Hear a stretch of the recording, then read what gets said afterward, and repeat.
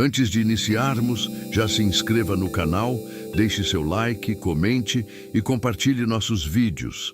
Assim você ajuda o canal a continuar crescendo e chegando a cada dia mais longe. Tenham bons sustos. Você acha que o pior passageiro é o bêbado que vomita no banco de trás ou o casal que briga na sua cabeça? Não é. O pior passageiro é aquele que o aplicativo aceita, mas que não está mais nesse mundo. Meu nome é Rafael. Sou motorista de aplicativo em São Paulo há 3 anos. Faço o turno da noite, das 18 horas às 06 horas, porque o trânsito flui e o valor dinâmico compensa. A gente vê de tudo: travesti, executivo cheirado, gente fugindo de casa. Mas o que aconteceu na terça-feira passada, na região da Vila Mariana, me fez querer devolver o carro alugado. Eram 03h15 da manhã. Chovia fino, aquela garoa gelada que deixa o asfalto um sabão. Eu estava quase desligando o app para ir para casa quando tocou. Dinâmico 2 IQs. Aceitei. A ganância falou mais alto. Cheguei no local. A rua estava deserta, exceto por uma mulher parada na calçada.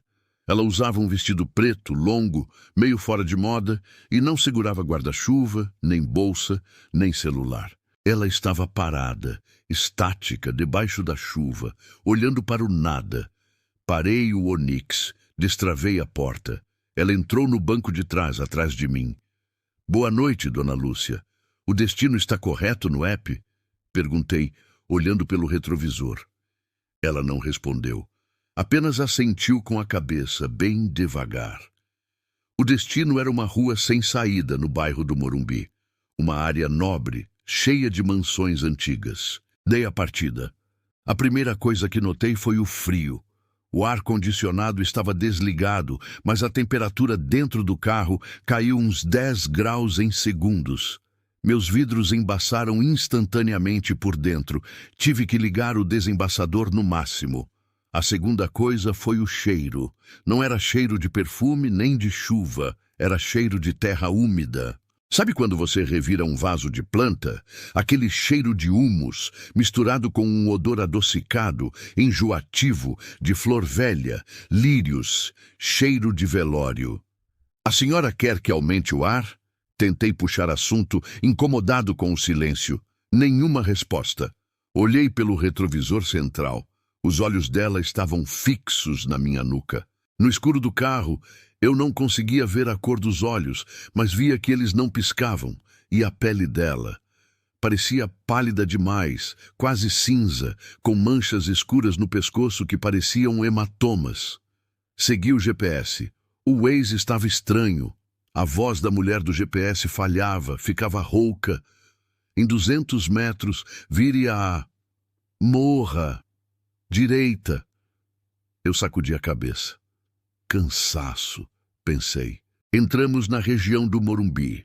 As ruas lá são arborizadas, escuras. As copas das árvores fecham o céu como um túnel. O sinal do 4G caiu. O Waze parou de carregar o mapa. A tela ficou cinza, só com a seta do meu carro flutuando no nada. Dona Lúcia, o sinal caiu. A senhora pode me indicar a casa? Silêncio. Virei para trás irritado. Senhora, eu preciso que... A mulher estava chorando, mas ela não emitia som. Ela estava com a boca escancarada num grito silencioso de pavor e lágrimas pretas, espessas como óleo, escorriam pelo rosto dela. Ela levantou a mão e apontou para a frente. O dedo dela estava quebrado, virado para trás num ângulo impossível. Virei para a frente rápido, o coração na boca. O farol iluminou um muro alto de tijolos antigos, coberto de era. Era o fim da rua sem saída. O GPS voltou a funcionar de repente. Você chegou ao seu destino. O muro tinha um portão de ferro enferrujado. E acima do portão, uma placa de bronze quase ilegível. Cemitério do Redentor. Entrada de serviço. Desativado em 1988. O carro morreu. O motor apagou, o painel apagou, escuridão total. Ouvi o som da porta traseira abrindo, clique, crique, e o som de pés descalços pisando nas folhas secas lá fora. Obrigada, Rafael. A voz sussurrada veio do meu lado, da janela do motorista. Virei a cabeça. O vidro estava embaçado, mas havia uma marca de mão do lado de fora. Uma marca feita no vapor. E encostado no vidro, o rosto dela. Só que agora eu via direito. Metade do rosto estava esmagado, afundado, como se tivesse batido num painel de carro em alta velocidade. O olho esquerdo pendurado. Gritei e tentei ligar o carro. O motor girava, girava e não pegava. A figura se afastou do vidro e caminhou. Não, ela atravessou o portão de ferro fechado do cemitério como se fosse fumaça. O carro pegou no tranco. Arranquei dali, cantando pneu de ré, bati a traseira numa lixeira, nem liguei. Desci a ladeira do Morumbi a 80 quilômetros, furando o sinal vermelho. Parei num posto de gasolina na Avenida Rebouças, na luz forte. Fui checar o aplicativo para reportar a corrida. A corrida tinha sumido. Não estava no histórico. Não tinha registro de Lúcia. O último passageiro tinha sido um tal de Marcos, a 02El. Eu alucinei, pensei. Tô trabalhando demais. Saí do carro para fumar e me acalmar. Foi quando olhei para o banco de trás. O estofado estava molhado. Havia uma poça de água barrenta no assento. E no chão, no tapete de borracha, havia algo material. Um santinho de missa de 7º dia. Daqueles plastificados. Peguei o papel com a mão tremendo. A foto era dela, Lúcia. Sorrindo, bonita, sem o rosto esmagado. Data de falecimento, 14 de maio de 1996. Causa da morte. Estava escrito numa nota de jornal grampeada atrás. Acidente fatal na Avenida Domingos de Moraes. Jovem morre ao colidir carro contra poste. O local do acidente era exatamente onde eu a peguei. E o local de destino era onde ela foi enterrada. Entreguei o carro na locadora no dia seguinte. Disse que ia mudar de ramo. Mas o problema é que o aplicativo ficou no meu celular. E às vezes, de madrugada, quando estou em casa tentando dormir, meu celular toca a notificação do Uber. Ping, ping. Eu olho a tela. Não tem aplicativo aberto. Mas aparece uma mensagem de texto, vinda de número desconhecido. Avaliação 5 estrelas. Ótima corrida. Vejo você em breve. Nunca dirija cansado. E se o cheiro de terra molhada entrar no carro, cancele a corrida e saia correndo. Não olhe para o retrovisor. Nunca aceite uma corrida em que o passageiro está esperando em um ponto cego do GPS. Eu aprendi isso da pior maneira possível. E o preço daquela corrida não foi cobrado no cartão de crédito. Meu nome é Felipe. Dirijo há 2 anos na Grande São Paulo. Sou aquele cara que oferece bala, água, pergunta do ar-condicionado. Tenho 4,98 de nota. Eu sou racional. Não acredito em fantasma, em encosto, em nada disso. Ou melhor, eu não era. Era uma quinta-feira, 02h40 da manhã. Eu estava voltando de uma corrida em Guarulhos, pegando a Dutra sentido São Paulo. O local de embarque era um posto de gasolina desativado na beira da rodovia. Estranho, mas comum para quem fica na estrada pedindo carona ou esperando resgate. Parei o carro. A iluminação do posto estava queimada. Só piscava uma luz amarela. O passageiro entrou. Era um homem alto, muito magro, usando um terno cinza que parecia grande demais para ele. As mangas cobriam as mãos. Ele usava um chapéu de feltro antigo, abaixado, cobrindo os olhos. Ele sentou exatamente atrás de mim. Boa noite. Para Mairiporã, certo? Perguntei, travando as portas. Siga o fluxo. A voz dele era arrastada. Parecia o som de folhas secas sendo pisadas. Comecei a dirigir. A primeira coisa errada foi o silêncio. Um carro a 100 km/h faz barulho. Pneu no asfalto, vento, motor. Mas dentro do habitáculo ficou um silêncio de vácuo. Eu não ouvia minha própria respiração. Era como se o ar tivesse ficado denso, pesado. Olhei pelo retrovisor. O homem estava imóvel, rígido, a cabeça baixa. Reparei nas mãos dele, repousadas no colo. Os dedos eram cinzentos, as unhas eram amarelas e compridas, curvadas como garras de pássaro, e ele segurava uma caixa de madeira pequena, preta, apertando-a com força. O Waze mandou sair da rodovia e pegar a estrada da Roseira. É uma serra sinuosa, escura, sem acostamento. Assim que entrei na serra, a neblina desceu, branca, espessa. Eu não via 2 metros à frente do capô. Reduzi a velocidade. O sinal do celular morreu. O GPS travou. A tela do celular começou a piscar em cores invertidas. Senhor, o GPS perdeu o sinal. O senhor pode me guiar? Nenhuma resposta. Senhor? De repente, senti uma respiração no meu pescoço. Gelada. Tão gelada que doeu na minha pele, como uma queimadura de gelo seco. Ele tinha se inclinado para a frente. O rosto dele estava a centímetros da minha orelha esquerda. Eu senti o cheiro. Não era cheiro de podre, era cheiro de formol. Aquele cheiro químico de hospital, de conservação de cadáver. Vire à esquerda na próxima, ele sussurrou. Não havia entrada à esquerda, só mato fechado. Ali é mato, senhor. Não tem estrada. A estrada aparece para quem é convidado. Eu estava suando frio, segurando o volante com tanta força que meus dedos doíam. O medo instintivo tomou conta. Eu queria frear e sair correndo, mas minhas pernas não obedeciam. Eu estava em transe. Virei o volante para a esquerda contra a minha vontade. O carro saiu do asfalto e entrou no meio do mato. Mas o carro não bateu em árvores. Havia uma trilha ali. Uma trilha de terra batida, estreita, que não existia no mapa. As árvores ao redor eram altas, retorcidas e pareciam se curvar sobre o carro, formando um túnel. Dirigi por uns 10 minutos nessa escuridão. O único som era o cascalho batendo embaixo do assoalho. De repente, os faróis iluminaram um portão de ferro enorme. Atrás do portão havia um casarão antigo em ruínas, sem telhado. As janelas eram buracos negros. Mas o que me aterrorizou não foi a casa, foi o que estava no jardim. Havia dezenas de pessoas paradas no jardim. Homens, mulheres, crianças, todos vestidos com roupas de épocas diferentes.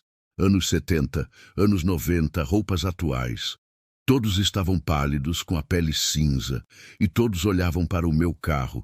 Eles não tinham olhos. As órbitas eram vazias. O carro morreu sozinho em frente ao portão. O passageiro abriu a porta traseira. O som da porta abrindo foi ensurdecedor naquele silêncio. Ele saiu. Ele caminhou até o portão. As pessoas no jardim abriram caminho para ele em reverência. Ele parou e se virou para mim. Pela primeira vez, ele levantou a cabeça e eu vi o rosto dele sob a luz do farol. A boca dele estava costurada, com arame. Ele não tinha falado com a boca. A voz vinha direto na minha mente. Ele levantou a mão esquelética e apontou para o banco do carona do meu carro. Ah, o pagamento está feito! Ele atravessou o portão e sumiu na escuridão, junto com a multidão de olhos vazios. Eu girei a chave na ignição desesperado. O motor engasgou, tossiu, mas pegou. Engatei a ré e saí daquela trilha acelerando tudo, batendo em galhos, amassando a lataria, chorando como uma criança. Só parei quando cheguei de volta na rodovia iluminada. Fiquei parado no acostamento por 1 hora, tremendo, tendo uma crise de pânico. Quando tive coragem, acendi a luz interna para ver o banco de trás. Estava vazio, mas o cheiro de formol estava impregnado no estofado. Olhei para o banco do carona onde ele tinha apontado.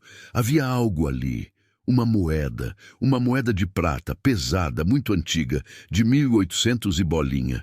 E ao lado da moeda, um pedaço de osso, um dedo humano, seco, fossilizado. Fui para casa, não contei para ninguém. No dia seguinte, fui lavar o carro para tirar o cheiro. Quando abri o porta-malas para pegar o aspirador, eu vi. Havia arranhões na parte interna da tampa do porta-malas, marcas de unhas, muitas marcas, e uma frase arranhada no metal numa letra trêmula e desesperada: "Não siga o homem de cinza." Eu não fui o primeiro motorista a levá-lo, mas acho que fui o único que o passageiro decidiu soltar. Talvez porque eu não cobrei a corrida, ou talvez porque ele quisesse que alguém contasse a história. Vendi o carro. Não dirijo mais à noite, mas a moeda de prata eu tentei jogar fora. Joguei no rio, joguei no lixo. Mas toda manhã, quando acordo, ela está de volta no meu criado mudo, gelada, esperando a próxima corrida. Você acha que conhece a sua cidade? Experimenta rodar nela depois das 3 da manhã, quando os bêbados já foram para casa e a polícia recolhe as viaturas. A cidade muda, as ruas mudam de lugar, e as coisas que andam nelas não são gente. Meu nome é Arthur. Dirijo um Nissan Versa preto. Sou diamante no aplicativo. Nunca recusei corrida, nunca tive medo de cara feia. Achava que o vidro fechado e a trava elétrica eram minha proteção. Eu estava errado. Foi numa quarta-feira de cinzas. Chovia daquele jeito que a água parece óleo no para-brisa. Eram 03h33 da manhã. Eu estava na região da represa Guarapiranga, zona sul de São Paulo, um lugar ermo, mato alto, pouca luz.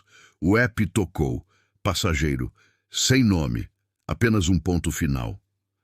Nota. Nova. Pagamento. Dinheiro. A localização era uma estrada de terra que entrava numa área de mata fechada. Hesitei, mas a corrida estava dando R$ 90 para ir até o centro. A necessidade de pagar o aluguel do carro falou mais alto. Fui descendo a estradinha de terra, o carro patinando na lama. Não tinha casas, não tinha postes. Só o farol cortando o breu e o mato roçando na lataria. Shit! Shit! No fim da estrada, tinha uma figura parada. Um homem. Alto, magro demais. Ele usava um terno preto que parecia úmido, colado no corpo, e segurava uma maleta de médico antiga. Ele entrou no banco de trás. Assim que ele fechou a porta, o som da chuva lá fora sumiu. Não diminuiu, sumiu. O isolamento acústico do meu carro é bom, mas não é mágica. Ficou um silêncio de vácuo, de estúdio de gravação. Boa noite. Para o centro, certo? Perguntei, tentando disfarçar o arrepio que subiu na minha espinha. Ele não respondeu. Pelo retrovisor, vi que ele estava com a cabeça tombada para o lado, num ângulo estranho. A orelha quase tocava o ombro, como se o pescoço estivesse quebrado, e ele sorria, um sorriso fixo, imóvel, que mostrava dentes demais. Comecei a dirigir de volta para o asfalto. O cheiro começou 5 minutos depois. Não era cheiro de podre. Era cheiro de cobre, gosto de sangue na boca, e misturado a isso um cheiro forte de eletricidade estática, de ozônio, igual quando vai cair um raio. "O senhor está bem?" Perguntei de novo. A cabeça dele girou para mim, não o pescoço. A cabeça rolou sobre o ombro como se estivesse solta na pele. A casca está apertada. A voz, meu Deus, a voz, não veio da garganta dele. Veio do rádio do carro que estava desligado. O som saiu das caixas de som, distorcido, com estática. Eu pisei fundo, queria tirar aquele cara do meu carro. O Waze indicava 40 minutos. Entrei na Avenida Interlagos. Tinha iluminação pública. Me senti um pouco mais seguro.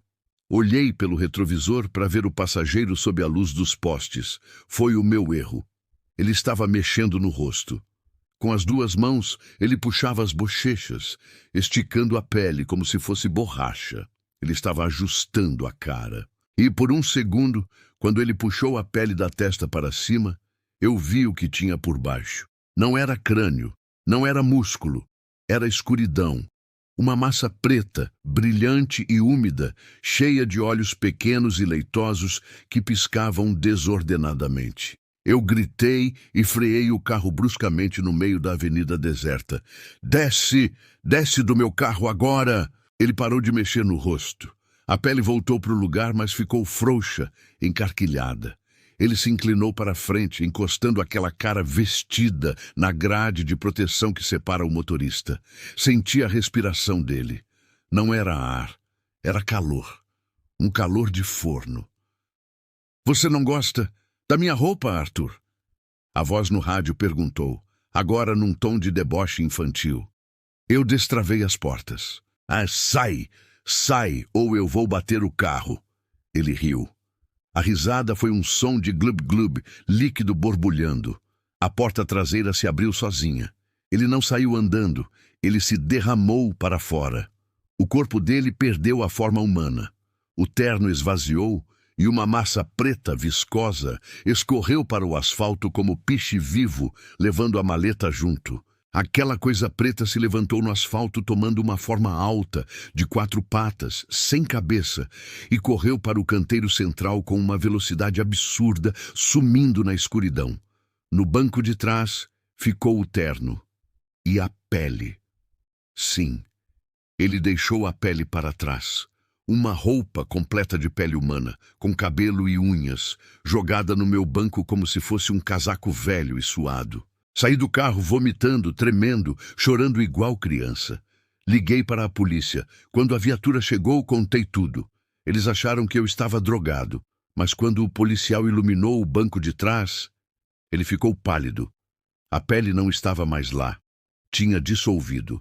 O banco estava coberto por uma gosma cinza, ácida, que estava corroendo o estofado e o metal do carro, abrindo um buraco no assoalho.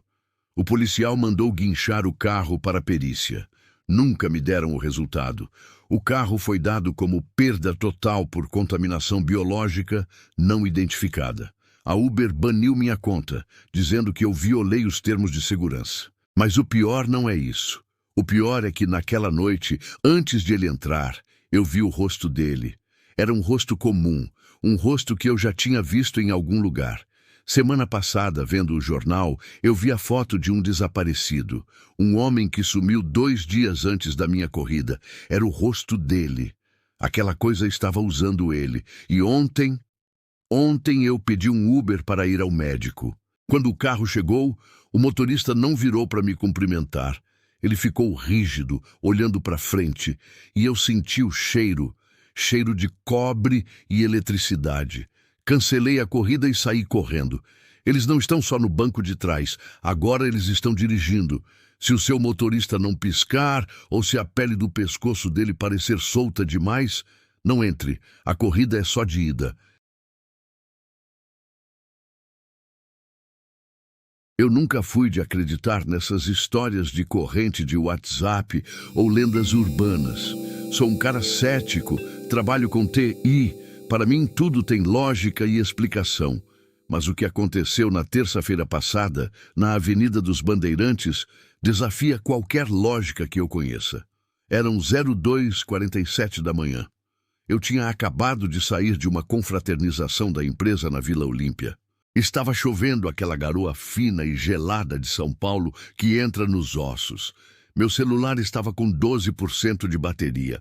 Abri o aplicativo. Normalmente demora um pouco nesse horário, mas assim que cliquei em confirmar, a mensagem apareceu instantaneamente. Seu motorista está chegando. Nem deu tempo de guardar o celular. Um sedã preto, modelo antigo, parecia um daqueles Omegas dos anos 90, mas impecável, encostou silenciosamente na calçada. A placa estava suja de lama, ilegível, mas o modelo e a cor batiam com o app. O nome do motorista era apenas J, sem foto de perfil. Entrei. A primeira coisa que me atingiu foi o cheiro. Não era aquele cheiro de carro de aplicativo com bala de menta e ar-condicionado. Cheirava a flores velhas.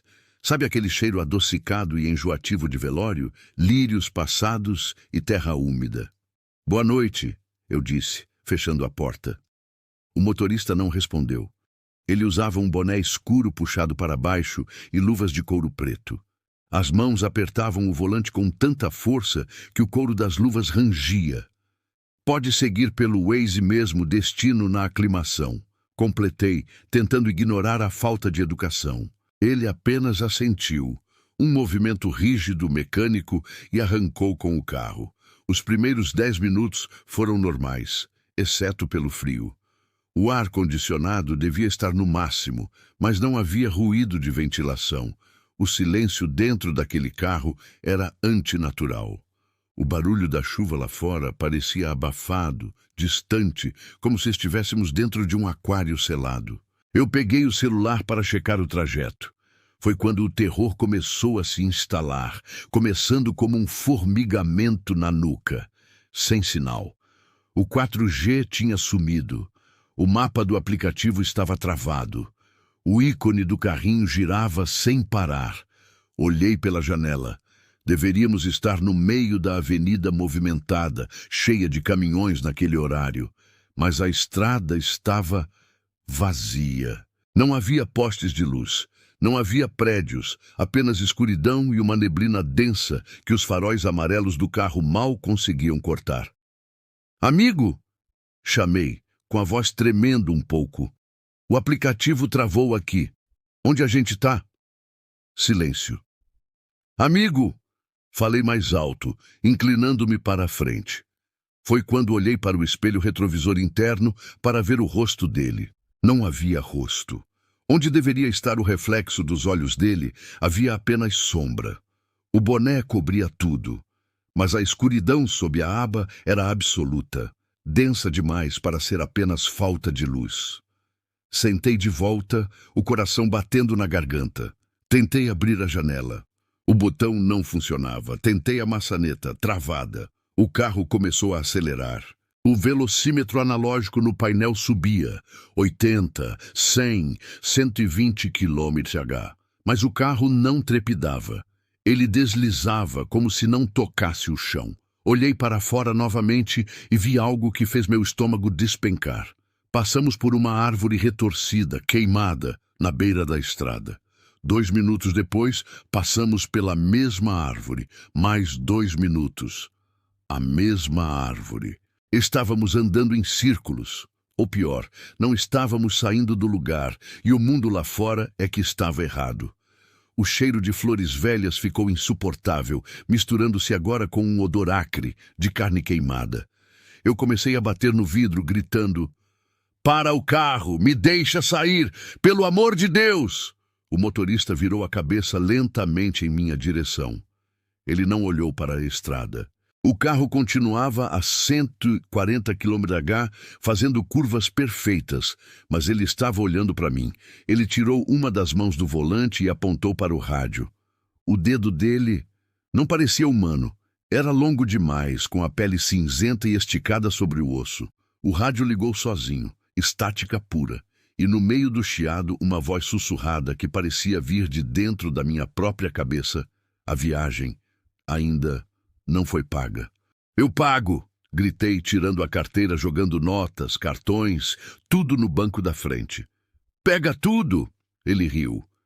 Não foi uma risada sonora. Foi um som de gorgolejo, como se a garganta dele estivesse cheia de líquido. De repente, o carro freou bruscamente. Meu corpo foi jogado para frente, mas o cinto de segurança me segurou. Ele apertou tanto que machucou minhas costelas, como uma cobra constritora. Olhei pela janela. Estávamos parados na frente de um portão de ferro enferrujado. Eu reconheci o lugar. Era o cemitério da Consolação. Mas não o de hoje. Parecia antigo. As estátuas estavam mais limpas. A neblina cobria o chão. O motorista destravou as portas. O som da trava elétrica, clac, ecoou como um tiro. "Desça!" ele disse. A voz dele era a de 1000 pessoas falando ao mesmo tempo. Eu não pensei 2 vezes. Abri a porta e me joguei no asfalto molhado. Caí de joelhos, ralei as mãos, mas levantei e corri. Corri sem olhar para trás. Corri até meus pulmões queimarem e minhas pernas falharem. Só parei quando vi as luzes de uma loja de conveniência 24 horas na Rua Augusta. Entrei tropeçando, pálido, suando frio. O atendente me olhou assustado. "Cara, você tá bem? Parece que viu um fantasma." Eu não consegui responder, apenas pedi uma água. Quando peguei meu celular, o sinal tinha voltado. Eram 03:00 da manhã. A corrida inteira, que pareceu durar horas, tinha levado 13 minutos. Abri o aplicativo para reportar. Minhas mãos tremiam tanto que eu quase deixei o celular cair. Fui no histórico de viagens. A última corrida não estava lá. A última viagem registrada era a que eu fiz de manhã para o trabalho. Não havia registro do Jota. Não havia débito no cartão. Eu achei que tinha ficado louco. Achei que tinha alucinado por causa do cansaço. Até que eu cheguei em casa, tirei minha jaqueta e senti algo no bolso. Era um papel, um recibo antigo, amarelado, daqueles de taxímetro mecânico. A tinta estava quase apagada, mas dava para ler a data e o valor.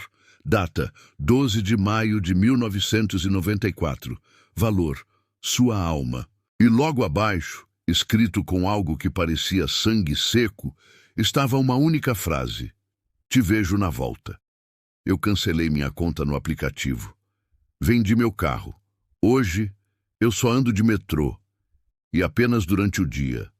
Mas às vezes, quando chove de madrugada e eu estou sozinho em casa, eu sinto aquele cheiro de lírios velhos e sei que ele está esperando a hora de buscar o pagamento. Meu nome é Eduardo. Eu não bebo, não uso drogas e nunca tive histórico de alucinações. Estou escrevendo isso porque a polícia arquivou o meu caso como trote. E a empresa do aplicativo disse que foi uma falha no sistema. Mas eu sei o que eu vi. Eu sei o que eu senti. Era uma quinta-feira, por volta das 23h40. Eu estava saindo do escritório na Berrini, em São Paulo. Seria uma noite normal. Pedir um carro, colocar os fones de ouvido e apagar até chegar em casa, na Zona Norte. O aplicativo encontrou um motorista rápido demais. Motorista Humberto. Carro sedã prata. Nota 5.0. Quando o carro encostou, notei que os vidros tinham um insulfilme extremamente escuro, quase preto sólido. O motorista não destravou a porta imediatamente. Ele ficou parado por uns 10 segundos. Eu bati no vidro, achando que ele não tinha me visto. Clac! A trava abriu. Entrei e o ar-condicionado me atingiu como um soco. Estava congelando. Não frio de ar-condicionado, mas um frio de geladeira de açougue, úmido e pesado. Boa noite, eu disse, esfregando os braços. Humberto não respondeu. Ele nem sequer virou a cabeça. Ele era grande, ombros largos que quase encostavam no teto. Usava um terno preto que parecia um pouco apertado demais e luvas de couro. O carro arrancou antes mesmo de eu colocar o cinto. A primeira coisa estranha foi o GPS. O celular dele estava preso no painel, mas a tela estava preta. Sem Waze, sem Google Maps, apenas uma tela escura. O senhor conhece o caminho? Perguntei, tentando soar educado. Ele fez um som. Não foi uma palavra. Foi um ruído gutural, baixo, vibrando no fundo da garganta como um cachorro rosnando de boca fechada. Assumi que era um sim.